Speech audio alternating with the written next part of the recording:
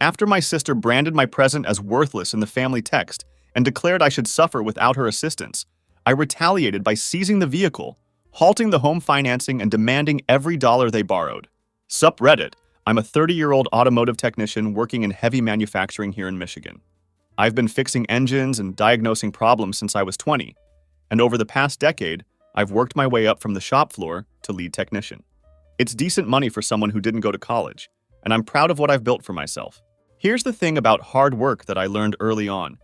Everything has a cost in this world. Nothing comes free, and if you want something done right, you need to pay for it. You want your machines running smoothly? Pay the technician who knows what they're doing. You want your systems upgraded properly? Pay the contractor who has experience. You want quality work that lasts? Pay for quality parts instead of cheap knockoffs. It's simple mathematics, really. Apparently, my family never learned this fundamental lesson about life. The manufacturing plant where I work operates 24/7, producing automotive parts for the major companies. I've been there for 10 years now, starting as the kid who swept floors and fetched coffee for everyone. These days, I'm the guy they call when a $1 million production line goes down, because every minute of downtime costs the company serious money. It's a responsibility I take seriously, and it's earned me respect among my colleagues. I've been living in my current apartment for 4 years now. It's nothing fancy, but it's mine. I drive a paid-off 2019 F-150 that runs like a dream, and I actually have money in my savings account. My coworkers think I'm boring because I'd rather stay home and work on my truck than hit the bars every weekend. But being boring is what keeps the lights on and puts food on the table. While other guys my age are financing lifted trucks they can't actually afford and buying rounds for strangers at bars, I'm maxing out my 401k contributions and building a solid emergency fund. My apartment isn't the fanciest place in town, and my truck might not have all the latest bells and whistles, but the important thing is that the title is in my name. Call me old-fashioned, but I believe in actually owning the things you drive and sleep in. My family situation was pretty typical working-class drama.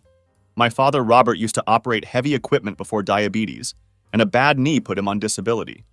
The man could operate a bulldozer like it was a precision instrument. He had real skill and took pride in his work. Unfortunately, he never learned to operate a budget with the same level of expertise. My mother, Carol, works as a receptionist at a dental office, making maybe $26,000 a year if she's lucky. They bought their house back in 2007, right before the housing market went to hell, so they're still underwater on a mortgage they can barely afford. The timing couldn't have been worse, and they've been struggling with that decision ever since. Here's where the math gets interesting, and not in a good way. Dad's disability payments come to about $1,700 monthly, while Mom brings home maybe $1,900 after taxes. Their mortgage payment alone is $1,350, and that's before you factor in utilities, insurance, groceries, and Dad's mounting medical expenses. Basic arithmetic tells you they're coming up short every single month, but somehow they never figured out how to adjust their lifestyle accordingly. Then there's my sister Madison, who's 24 years old and all of 5'2" of pure entitlement wrapped in fake designer clothes. She's one of those girls who genuinely believes that being pretty means the world owes her everything she wants. For the past 7 years, she's been bouncing between retail jobs and community college, always coming up with some new scheme for making easy money without putting in real effort. Madison is exactly the type of person who posts Instagram stories about manifesting abundance and attracting wealth through positive energy, while simultaneously calling family members to ask for gas money. She'll spend $35 on getting her nails done professionally, then call home crying 2 days later because she can't afford her car payment. Logic has never been her strong suit, and personal responsibility is a completely foreign concept to her. The financial situation with my family started small, the way these things usually do. Dad's truck needed a new transmission. Could I spot them $1,100? Mom's hours got cut at the dental office. Could I help with groceries for a couple of weeks? Madison's car got repossessed because she'd been missing payments. Could I co-sign for something cheap so she could get to work? Every single time, it was supposed to be temporary. Every single time I heard, "We'll pay you back as soon as we get caught up." And every single time, I was made to feel like an asshole if I hesitated or asked questions about their spending habits. The guilt trips were constant and effective. I remember the first big request with perfect clarity because it set the pattern for everything that followed. Dad's 2008 Dodge had been making grinding noises for weeks, but but he kept driving it because it still runs. This is peak dad logic. Ignore the problem until it becomes a crisis, then act surprised when everything falls apart.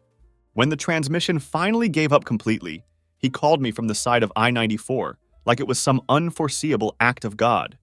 "Tyler, I need help. The truck's dead and won't move. The tow truck driver is here and wants $35 just to get it to the shop." His voice had that panicked edge that meant he was completely out of options. The repair estimate came back at $2,600, which might as well have been $26,000 for all the money they had available. Dad's disability check was already spent on bills, and Mom's next paycheck was still a week away. So naturally, I covered it. Because what was I supposed to do? Let my father walk to his doctor appointments? Watch him struggle with public transportation when he could barely stand for more than 10 minutes? That should have been a one-time emergency, a family crisis that we handled together and moved on from. Instead, it became the template for every financial disaster that followed. They'd learned that Tyler would always come through when things got desperate, and that knowledge changed everything about how they approached their own financial planning.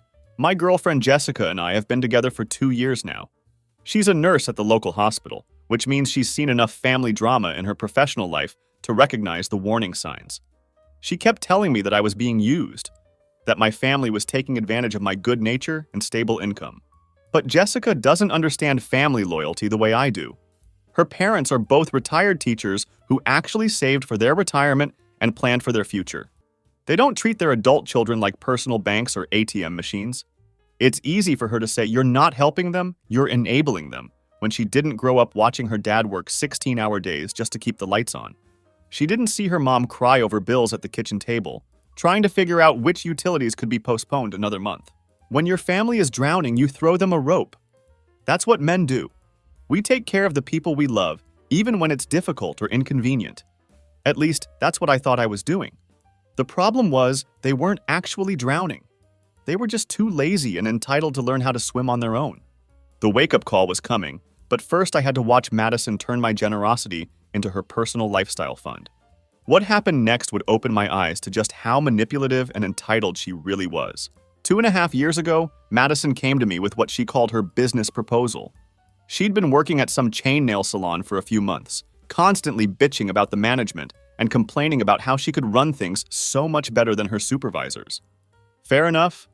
Everyone thinks they can do their boss's job better, and retail management is notoriously awful. But Madison took it several steps further. She wanted to open her own nail salon, specifically targeting what she called upscale clientele. She had this whole vision worked out in her head about creating a luxury experience that would justify premium pricing.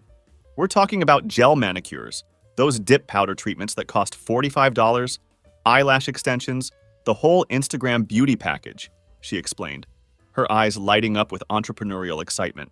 "Tyler, I've been researching this for months. Look at these places in Grand Rapids. They're booked solid weeks in advance." She pulled out her phone and started showing me pictures of high-end salons in the bigger city, swiping through their Instagram pages like she was presenting to a bank board. "There's nothing like this in our area. We've got all these women driving an hour to Grand Rapids for services they could get right here." Maybe there was a reason for that. Our town has maybe 14,000 people, and half of them work at the same manufacturing plant I do. The demographics didn't exactly scream luxury beauty services, but Madison was convinced she'd identified an untapped market. She needed $42,000 to make her vision a reality. This wasn't just for basic rent and equipment. She wanted to create what she called the total luxury experience. That meant custom lighting systems, those expensive massage chairs that cost more than my monthly truck payment, and some kind of high-end air filtration system that supposedly made the place smell like a spa instead of acetone and nail polish. "This isn't just a nail salon," she explained with the confidence of someone who'd watched too many entrepreneur YouTube videos. "It's a lifestyle brand. Women will pay premium prices for premium experiences, especially when they don't have to drive an hour to get them."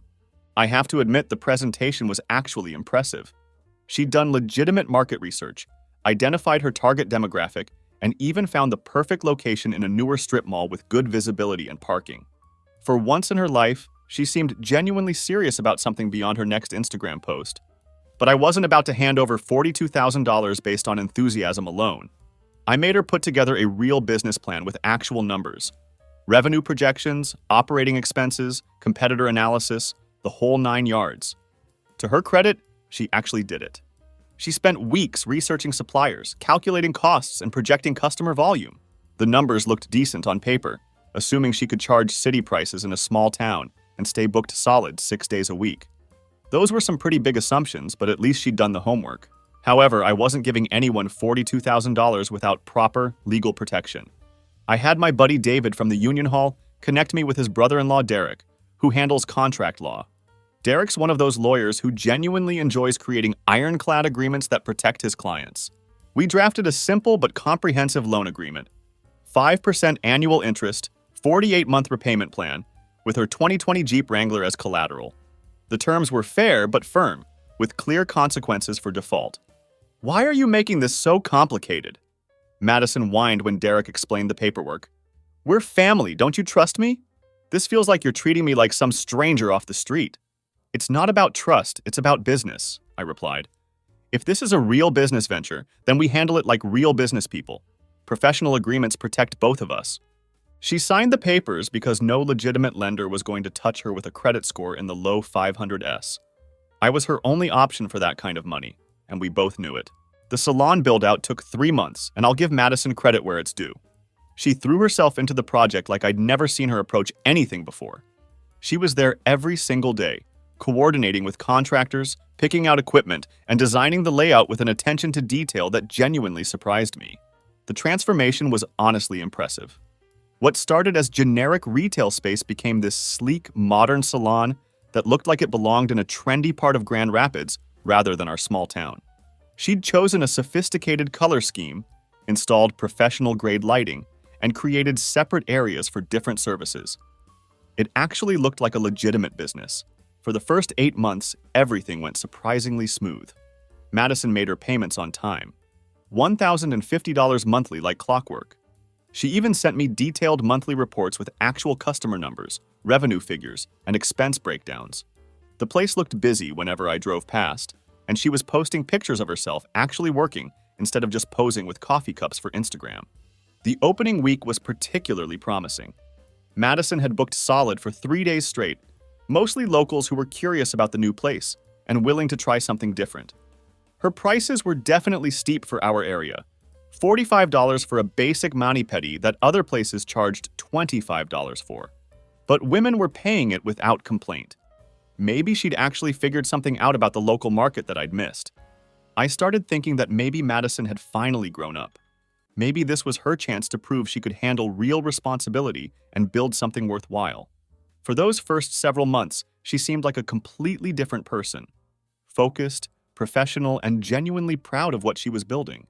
Then the social media influencer brain rot started to set in, and everything began falling apart. The payments started coming late first. Instead of the automatic $1,050 on the first of each month, I'd get texts apologizing for delays. "Sorry, Tyler. Cash flow is tight this week because of seasonal fluctuations. Payment coming Friday." Then Friday would turn into the following Tuesday, and Tuesday would turn into definitely by next week. After making regular payments for the first 10 months, she basically stopped completely. There was always some excuse. She was investing profits back into growth, or dealing with temporary seasonal adjustments, or handling unexpected equipment maintenance costs. The monthly reports with actual numbers turned into vague text messages about how we had a great month with no supporting data. By the time I finally pulled the plug on the whole arrangement, she still owed $36,200 of the original loan. Meanwhile, her Instagram stories showed her eating at expensive restaurants, wearing brand new clothes, and taking weekend trips to Detroit. The salon's social media presence went from showcasing actual work and satisfied customers to posting generic motivational quotes and advertising coming soon services that never materialized. What really pissed me off was watching her turn my investment into her personal slush fund. She'd buy expensive inventory that the salon didn't actually need, then sell it to other salons for quick cash to cover her personal expenses. She hired 2 part-time employees that she couldn't afford to pay consistently, then tried to make me feel guilty when she had to lay them off because the business was struggling. The woman was treating my $42,000 like it was monopoly money, using it to fund a lifestyle she hadn't earned while completely ignoring her actual business obligations. Every financial decision she made prioritized her immediate gratification over the long-term success of the salon or her commitment to repaying the loan. During this same period, my parents started hitting me up for money more frequently too. Could I help with their mortgage payment this month? Their furnace needed repairs that they couldn't afford. Mom's car was making weird noises that probably meant expensive repairs were coming.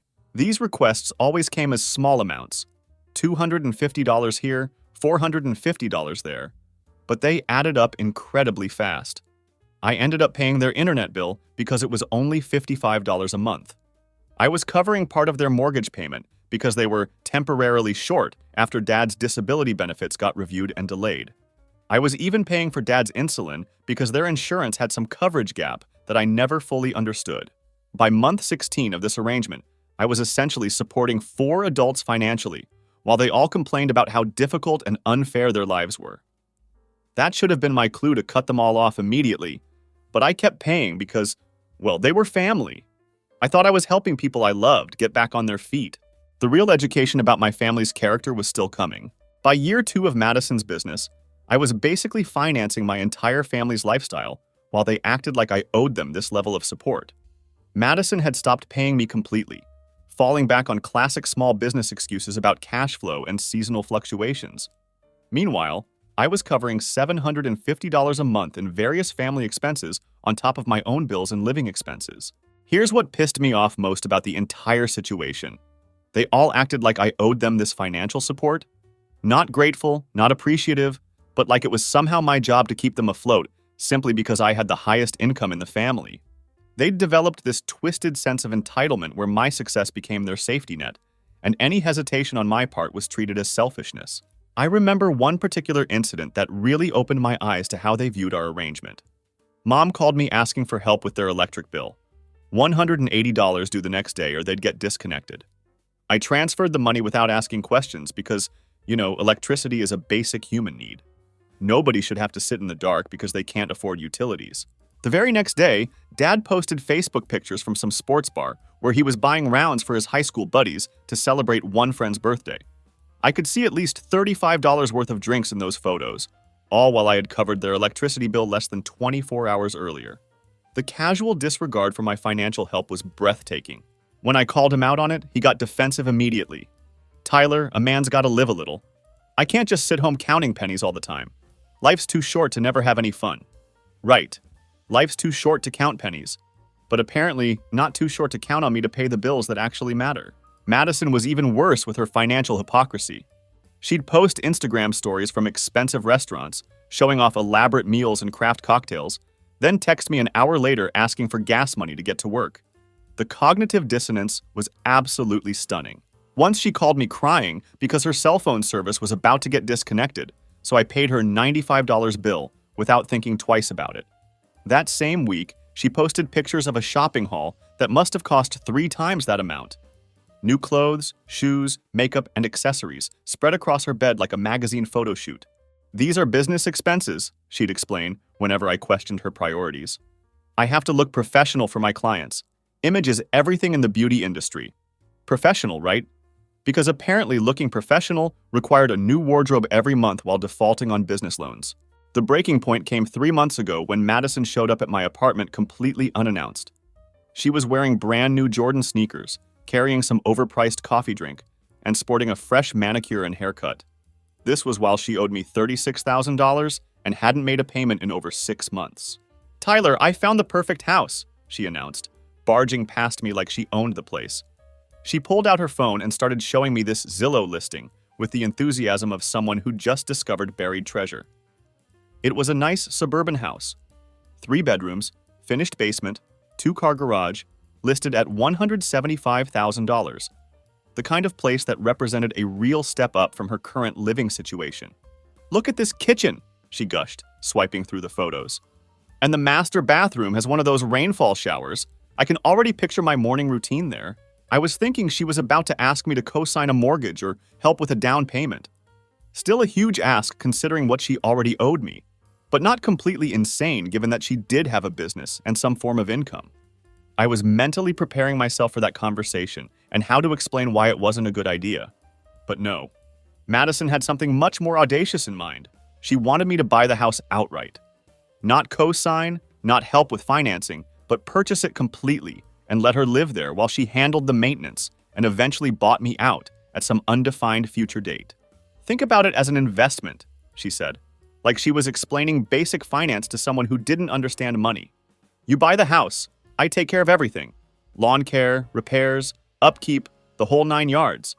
And when my business really takes off and I'm making serious money, I buy it from you at market value. Everybody wins. The sheer audacity of the request left me speechless for a solid 10 seconds. I literally couldn't process what I was hearing. This woman, who owed me almost $36,000, hadn't made a payment in 6 months, was wearing more expensive clothes than I owned, wanted me to drop another $175,000 on upgrading her housing situation. You're kidding, right? I finally managed to say. Why would I be kidding about this? You've got good credit, stable income, and solid savings. I've got sweat equity and local market knowledge. It's a perfect partnership that benefits both of us. This was a woman who couldn't manage a $1,050 monthly payment talking about partnerships and investments. The mental gymnastics required to make that request with a straight face were absolutely Olympic level. Madison, you still owe me money from the salon loan, I pointed out, trying to keep my voice level despite the absurdity of the situation. That's different. That's business debt, she replied without missing a beat. This is family investment. 2 completely separate things. The way she said it, you'd think she was explaining basic economics to a child who didn't understand the difference between business and personal finances. The mental gymnastics required to separate those 2 concepts in her mind were absolutely incredible. Somehow, the $36,000 she owed me was business debt that she could ignore. But asking me to buy her a house was a family investment that I should jump at the opportunity to make. The answer is no, I said firmly. Her whole attitude shifted in that instant. The fake sweetness and entrepreneurial enthusiasm disappeared completely, replaced by the entitled anger I'd seen glimpses of over the years. Seriously? You're going to screw over your own sister because of money? I'm not screwing anyone over. I'm just not buying you a house when you can't even make payments on the money you already owe me. Whatever, Tyler, but don't expect me to care when you're 50 and alone with nothing but your precious savings account to keep you company. She grabbed her purse and stormed toward the door, her voice getting louder and more venomous with each word. She slammed my door hard enough that Mrs. Henderson next door probably heard it and wondered what was going on. I stood there for a moment, processing what had just happened and trying to understand how someone could be that delusional about money and responsibility. Within 2 hours, my phone was absolutely exploding with messages. Mom, Dad, even my cousin Sophia, who I talk to maybe twice a year, all with variations of the same theme. Couldn't I just help Madison out? She's family. She's trying to better herself. I was being selfish and unreasonable. The guilt trip campaign was immediate and coordinated. They'd clearly been discussing this behind my back, planning how to pressure me into agreeing to Madison's ridiculous request. Each message was carefully crafted to make me feel like the bad guy for not wanting to buy my sister a house. Mom's Facebook post that night was particularly passive-aggressive. Family means being there when it matters. Some people just don't understand that. The subtext was clear. I was the family member who didn't understand what really mattered, and everyone else was supposed to see me as the selfish one. But what I had no idea about was that they were planning something behind my back that would change everything about our relationship. The coordinated guilt trip was just the beginning of a much more elaborate scheme to manipulate me into compliance. Dad's 52nd birthday was coming up in late November, and he'd been dropping hints about wanting to do something special this year instead of the usual cookout in their backyard. It made sense. His birthday usually got overshadowed by Thanksgiving preparations, and he'd been pretty down since his disability review got delayed again. The man deserved to feel celebrated. I decided to surprise him with something really special. I booked a private room at Applebee's for the evening, which cost me $180 just to reserve the space for our family. I arranged for them to provide a custom cake and coordinated the whole event to make sure it would be memorable. The planning took several days of coordination.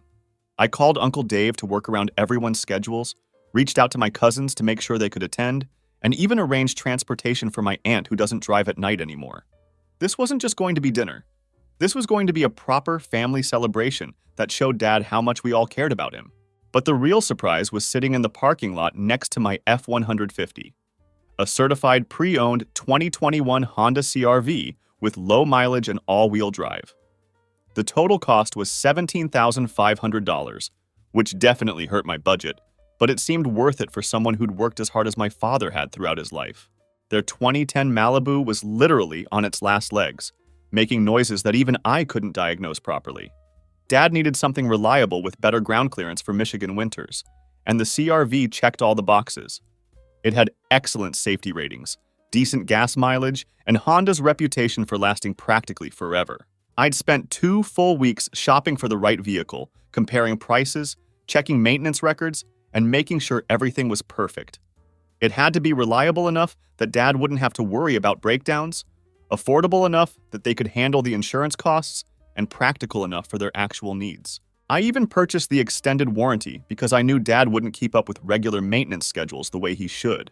This was going to be his transportation solution for the next decade, and I wanted to make sure it was bulletproof. When I told Madison about the dinner plans, I needed someone to help coordinate getting Mom and Dad to the restaurant without spoiling the surprise. Despite all our recent conflicts, she was still his daughter, and I thought she'd want to be part of making his birthday special. Madison was weirdly enthusiastic about helping with the coordination. She asked detailed questions about the timing, who else was coming, and whether I'd told anyone else about the car surprise. She offered to handle all the logistics so I could focus on the gift presentation. "Don't worry about anything," she assured me, with more enthusiasm than I'd seen from her in months. "I'll make sure Mom and Dad get there on time. This is going to be absolutely perfect." Frank, my supervisor at work and the closest thing I have to a mentor in this business, warned me that something felt off about the whole situation. Frank's been in industrial work for 28 years and has dealt with every conceivable kind of family drama you can imagine. When a man with that much life experience gives you advice, smart people listen carefully. "Kid, your sister's been treating you like a personal bank for 2 years now," he said during our lunch break, leaning back in his chair with that knowing look he gets when he's about to drop some wisdom. "She's suddenly being helpful and enthusiastic about your dad's birthday? You better watch your back. People like that don't change overnight. They just get better at hiding their real motives." Frank had watched me deal with my family's financial demands for months, and he'd seen how the stress was affecting my work and personal life. He understood the kind of manipulation that happens when family members realize they can exploit someone's loyalty and good nature. His warning should have been enough to make me reconsider the entire arrangement, but I figured that even Madison, with all her selfishness and entitlement, wouldn't mess with Dad's birthday celebration. This was about our father, not about money or business loans or house purchases. Surely she could put aside her personal grievances for one evening to help make his birthday special. How completely and utterly wrong I was about that. November 30th, 7 p.m. I'm sitting in this private dining room at Applebee's, looking at a table full of empty chairs while the server explains that they can hold our reservation for another 30 minutes before they'll have to charge me for the room anyway. The birthday decorations I'd arranged were hanging sadly above vacant seats, and the custom cake sat untouched in the center of the table. 7:15. I called Dad's phone and it went straight to voicemail. His cheerful recorded message played back, asking callers to leave their name and number. 7:30. I tried Mom's phone with the same result. Voicemail again, with her slightly more formal greeting requesting that callers state their business clearly. 7:45. Madison's phone went directly to some disconnected number message, like the line had been shut off or the number had been changed entirely.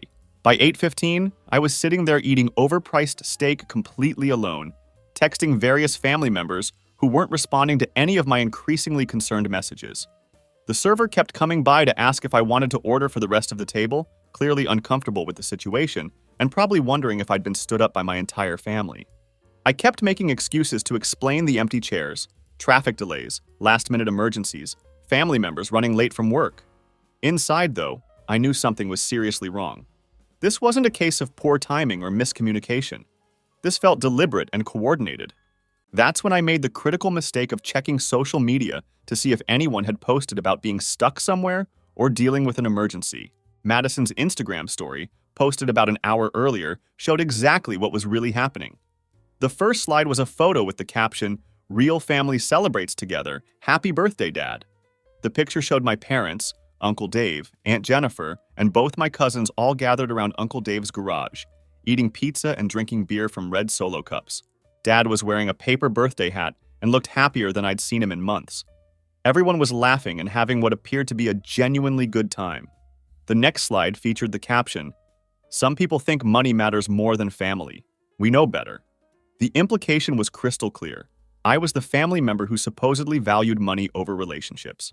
Then the group text message hit my phone like a digital slap in the face. Madison: "Hope you enjoyed eating alone tonight, Tyler. Dad had a real birthday celebration with people who actually care about him instead of just throwing money around." Uncle Dave: "Great party tonight. Nothing beats authentic family time without all the fancy restaurant nonsense."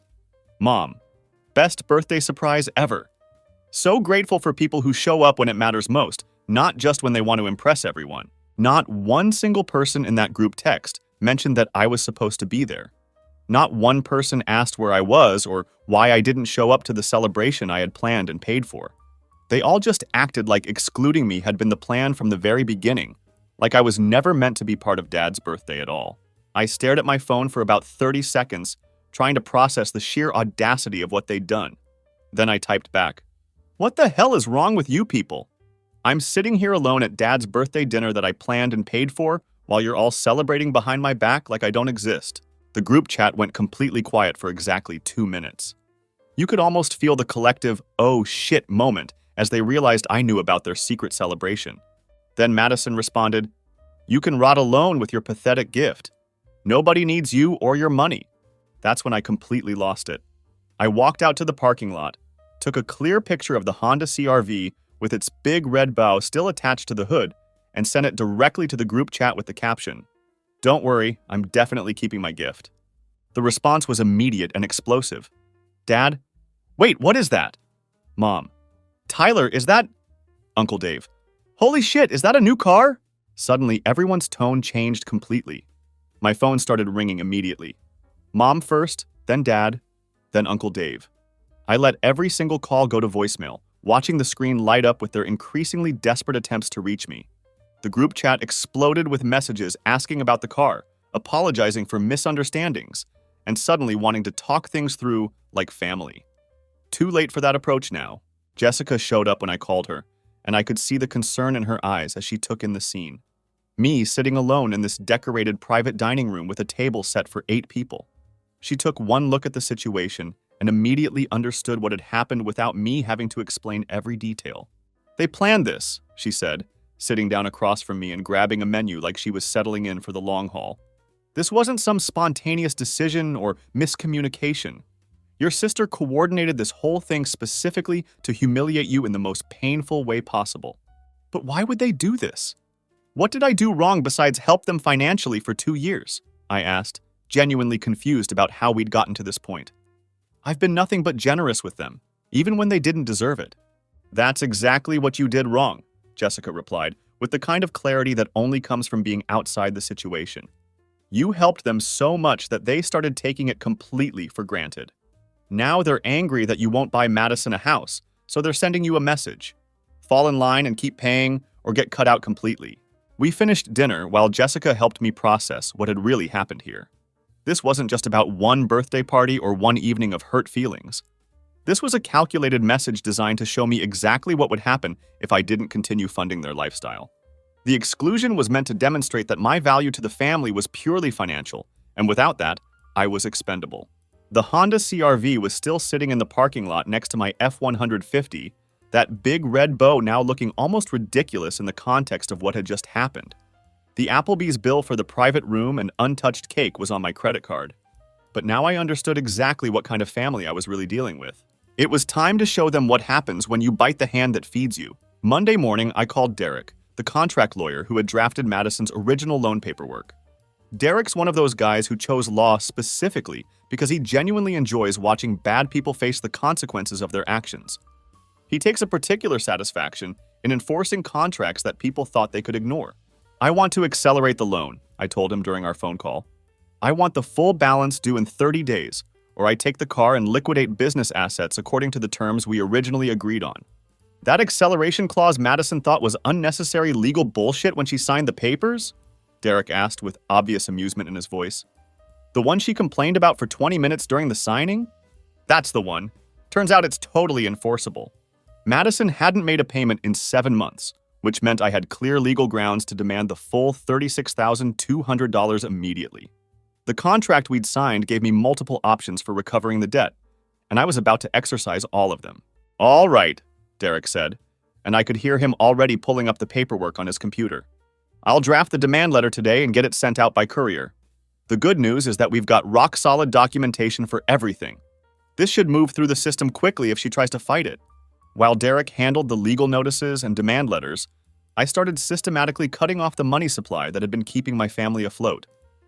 It was time for them to experience the real cost of their financial decisions. First, I canceled the automatic transfer that had been covering their mortgage shortfall, $750 every month that I'd been paying for almost 2 years. Then, I canceled their internet service, which was another $55 monthly. Next went their car insurance, which I'd been covering for $115 per month. I even canceled the Netflix account that I'd been paying for because it's only $14 and everyone uses it. Each cancellation felt like lifting a weight off my shoulders. For years, I'd been carrying financial burdens that weren't mine to bear, while my family treated my generosity like it was some kind of entitlement program they'd qualified for simply by being related to me. No more of that. Their bills were about to hit them like a financial wrecking ball, and they had absolutely no idea what was coming their way.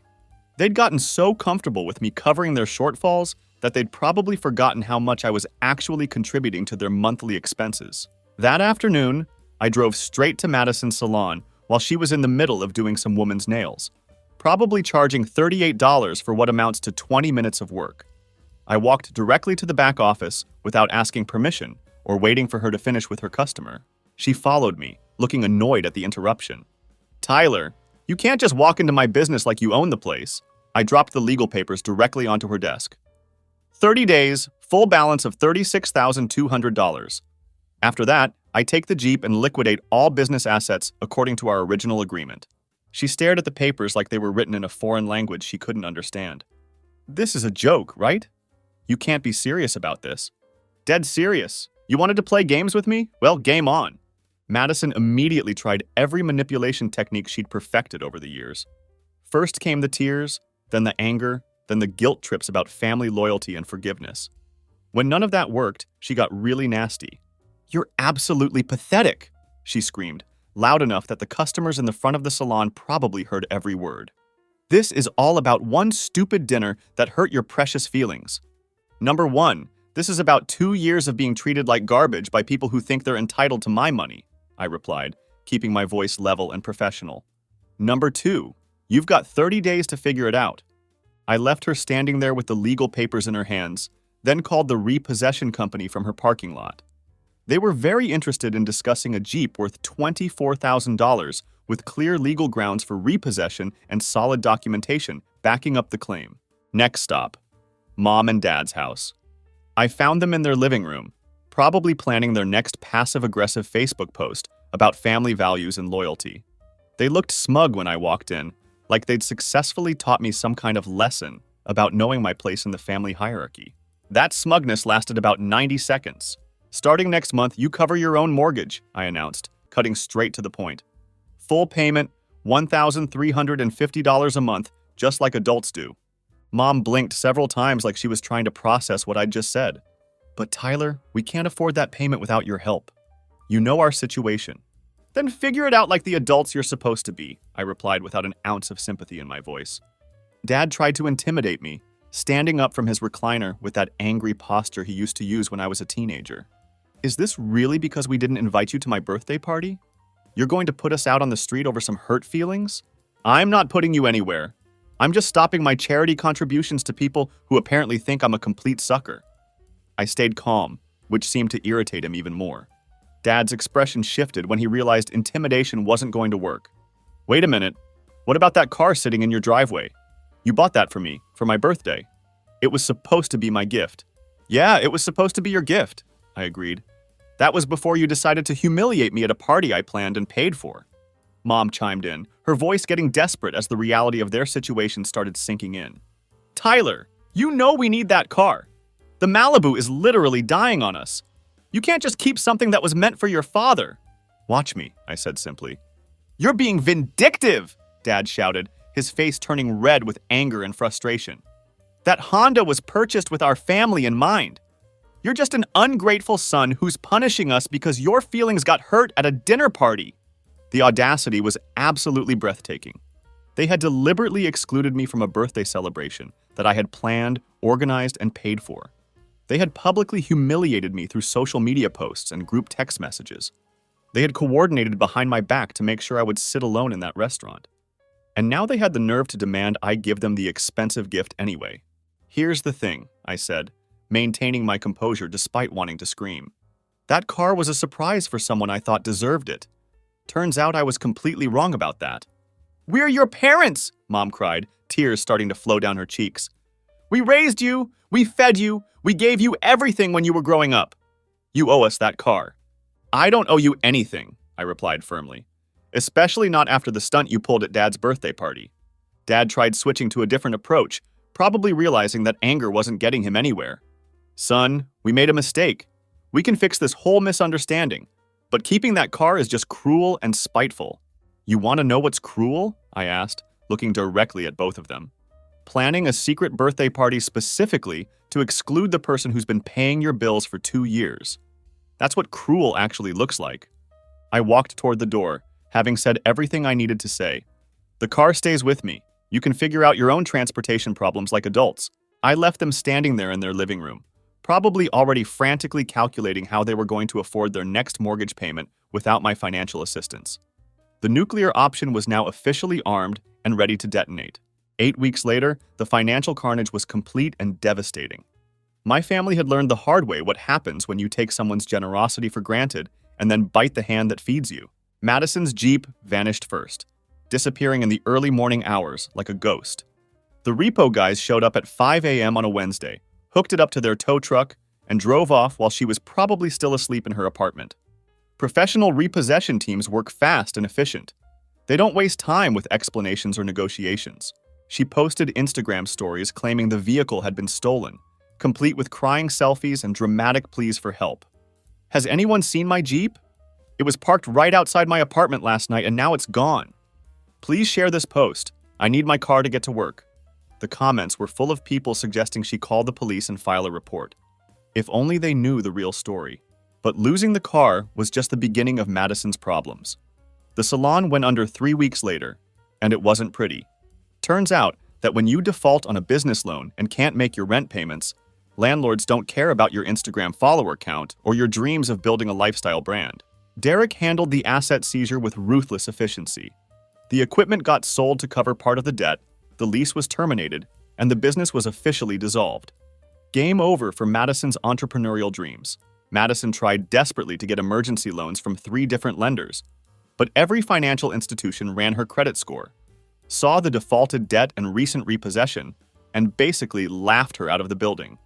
One loan officer actually called me for verification of the debt, and I was very detailed and honest in my explanation of Madison's payment history. She's working at Great Clips now, cutting hair for $11 an hour plus whatever tips she can gilt out of customers. It's a dramatic step down from being a business owner with her own lifestyle brand. She lives in a studio apartment above a Chinese restaurant where the smell of cooking grease follows her everywhere she goes. Her new boyfriend, Kyle, is this complete loser who thinks he's going to make it as a Twitch streamer. He drives a rusted-out Chevy Cavalier that probably isn't worth the gas in its tank, and he constantly borrows money from Madison that he never pays back. They're a perfect match. 2 people who think the world owes them success without putting in real work. My parents lasted longer than Madison, but not by much. The financial reality hit them like a freight train once they lost my monthly contributions to their budget. Month 1.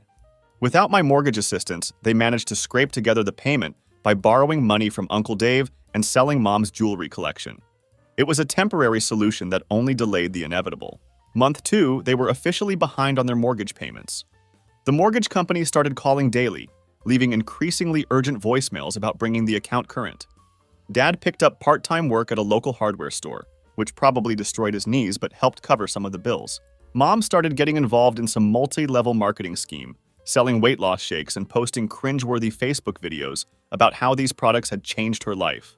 She was desperately trying to generate income while maintaining the illusion that everything was fine. Their Malibu finally died completely in week 6, just stopped running in a Walmart parking lot and refused to start no matter what they tried. The repair estimate came back higher than the car's actual value, so they were forced to abandon it and find alternative transportation. Now they're walking everywhere or begging rides from neighbors who were getting tired of the constant requests. The decline was swift and brutal. Within just 1 month of losing their financial safety net, the carefully constructed facade of their middle-class lifestyle crumbled completely. It was shocking how quickly everything fell apart once they had to face the real cost of their spending habits. Month 1.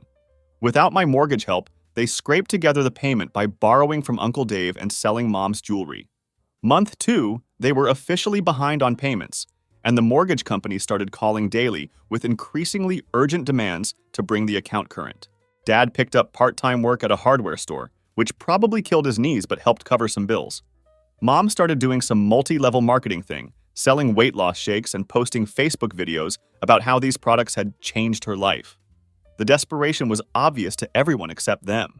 Their Malibu finally died completely in week 6, just stopped running in a Walmart parking lot and refused to start. The repair estimate was more than the car was worth, so now they were walking everywhere or begging rides from neighbors who were getting tired of the constant requests for help. Within a month of losing their financial safety net, the facade of their middle-class lifestyle crumbled completely. Dad's diabetes medication became a luxury they had to budget for carefully. Mom started shopping at discount grocery stores and clipping coupons like it was a part-time job. The reality of living within their actual means was hitting them hard. Month 3 brought the eviction notice. 30 days to pay up or get out of the house they'd been living in for years. They ended up moving into a 2-bedroom rental in the sketchy part of town, the kind of place where gunshots are background noise and your neighbors have domestic disputes in the hallway at 2 a.m. The monthly rent was actually higher than their old mortgage payment, but nobody was going to give them another home loan with credit scores that looked like they'd been put through a paper shredder. They were trapped in a cycle of high-cost rental housing with no path back to homeownership. Then Madison decided to pay me a visit that would prove just how far she'd fallen. It was a Tuesday night around 9 p.m. when she showed up at my apartment building. I could smell the alcohol from 10 feet away. Cheap vodka mixed with desperation and bad decisions. Her hair was greasy, her makeup was smeared, and she looked like she'd been drinking for hours. "Tyler!" she screamed before I even opened the door fully. "You vindictive piece of shit! Open up right now!" Instead of letting her into my apartment, I stepped outside to deal with whatever this was about. "What do you want, Madison?" "What do I want?" She laughed like a crazy person, swaying on her feet and pointing at me with a half-empty bottle of Smirnoff. "I want you to stop being a freaking psychopath and fix what you broke." She was completely wasted, barely able to stand upright and causing a scene that was drawing attention from every neighbor within earshot. Mrs. Henderson was definitely recording this encounter on her phone from her window. "You ruined my life, my business, my car, everything," she continued, her voice getting louder and more unhinged. "All because you're a petty little bitch who can't handle family disagreements."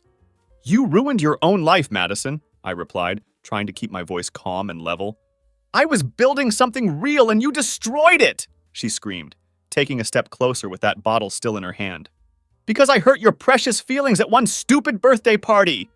The neighbors were starting to look out their windows, and I could see people across the street stopping to watch the drama unfold. This was exactly the kind of public scene that Madison seemed to thrive on creating. "Madison, you need to leave my property right now," I said firmly. "I'm not going anywhere until you fix this mess," she slurred, gesturing wildly with the bottle.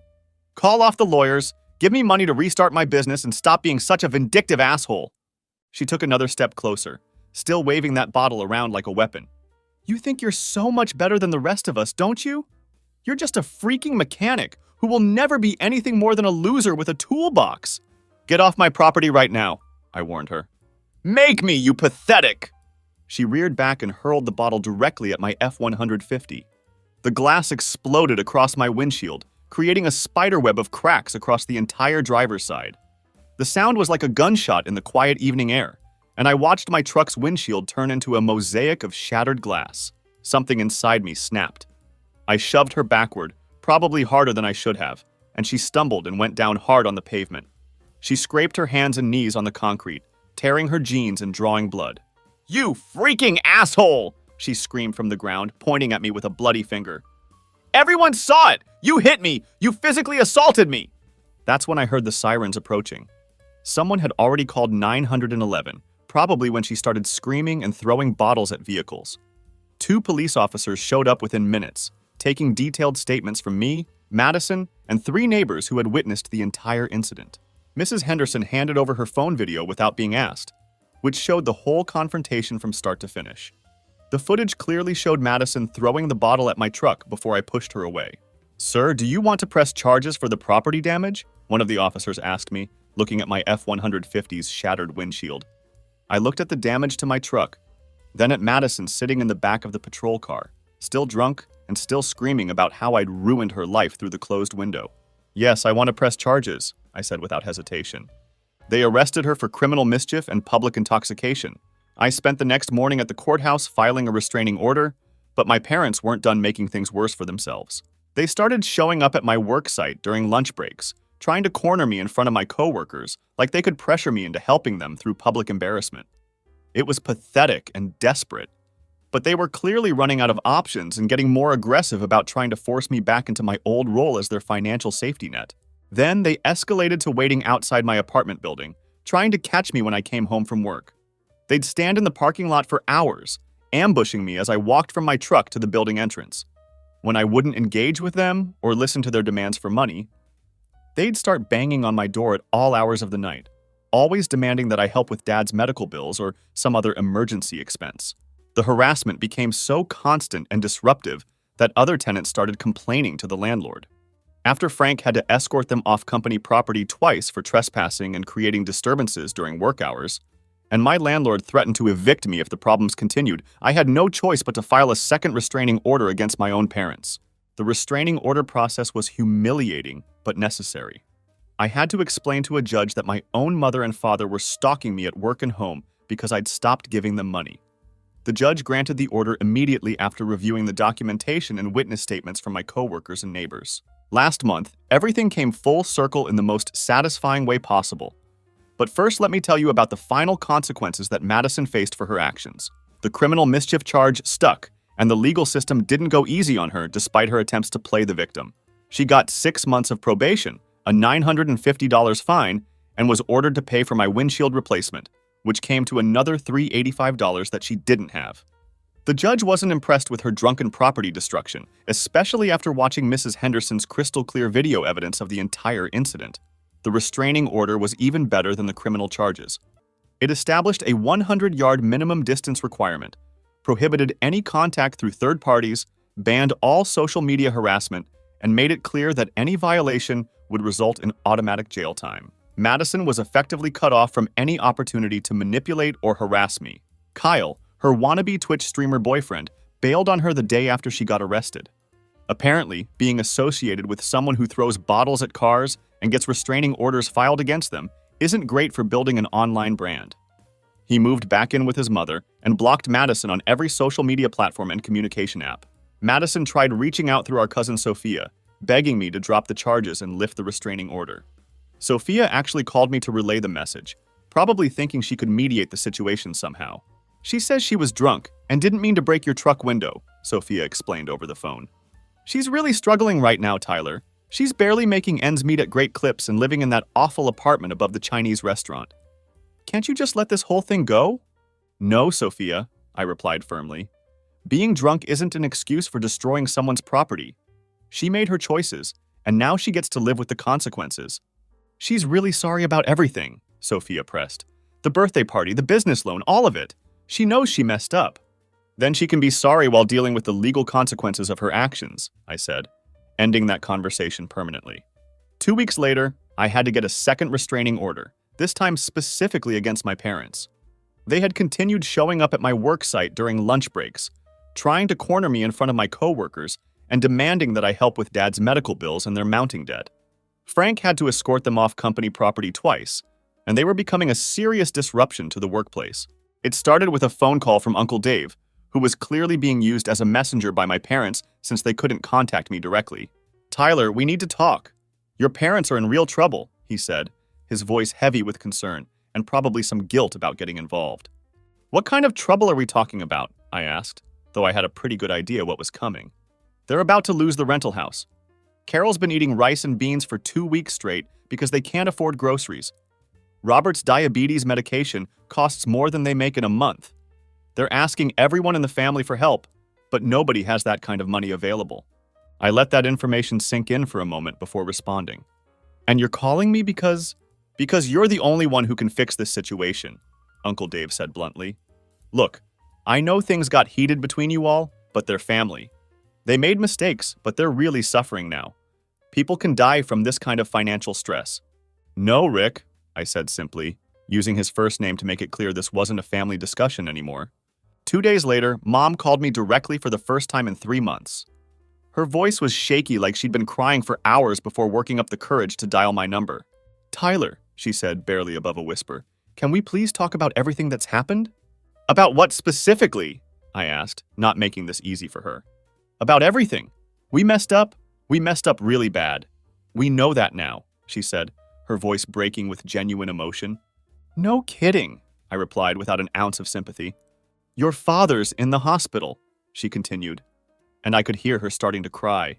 His blood sugar spiked because we couldn't afford his insulin last week. The medical bills are piling up, and we honestly don't know what we're going to do. The old Tyler would have been in his F-150 heading to the hospital within 5 minutes of hearing that news. The new Tyler had learned some hard lessons about enabling destructive behavior. That's tough, Mom. I hope you figure it out, I said calmly. Tyler, please, we're begging you, she sobbed into the phone. We'll do anything you want. Sign contracts, pay interest, whatever terms you set. We just need help getting through this crisis. Like the help I gave you for 2 years before you decided to humiliate me at Dad's birthday party? I asked. She started crying harder, having a complete breakdown over the phone. We were wrong. Madison was wrong. The whole birthday thing was completely wrong. We know that now, and we're so sorry. Please don't let your father die because we were stupid and ungrateful, she begged through her tears. Dad's not going to die if you actually learn to manage your money instead of depending on me to bail you out every month, I replied firmly. 3 days later, Madison showed up at my apartment one more time. She looked rough. Really rough. Her hair was unwashed and greasy. She was wearing clothes I recognized from 2 years ago, and there were dark circles under her eyes that spoke to weeks of poor sleep and constant stress. This wasn't the same entitled, put-together person who used to demand I buy her a house. Tyler, we need to talk, she said, her voice lacking any of the usual attitude or manipulation tactics. Do we? I replied, keeping my distance and staying alert for any signs of another outburst. Mom told me about Dad, about the hospital bills, about everything that's happening to them, she said, and I noticed she was actually shaking slightly. This girl who had called me pathetic and told me to rot alone was standing in my doorway trembling with genuine fear. I was wrong, she continued, the words coming out like they physically hurt to say. About everything. The house thing, the birthday party, all of it. I was entitled and stupid, and I treated you like complete garbage. Yeah, you did, I agreed, not making this confession easy for her. I'll sign whatever you want, she said desperately. Pay back every penny with interest, work 3 jobs if I have to. Just please help them. Please help Dad. I can't watch him die because of mistakes we made. The desperation was completely real this time. No fake tears, no manipulation tactics, no attempts to guilt trip me into compliance. Just raw, genuine fear about watching our parents lose everything and potentially die from medical complications they couldn't afford to treat. Here's the deal, I said, after considering her offer carefully. I'll cover Dad's medical bills this time, but everything else changes permanently. Anything, she said immediately. Whatever you want.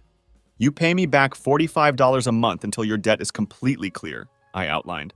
Miss one payment, and I'm done forever. No second chances, no sob stories, no excuses. Yes, absolutely.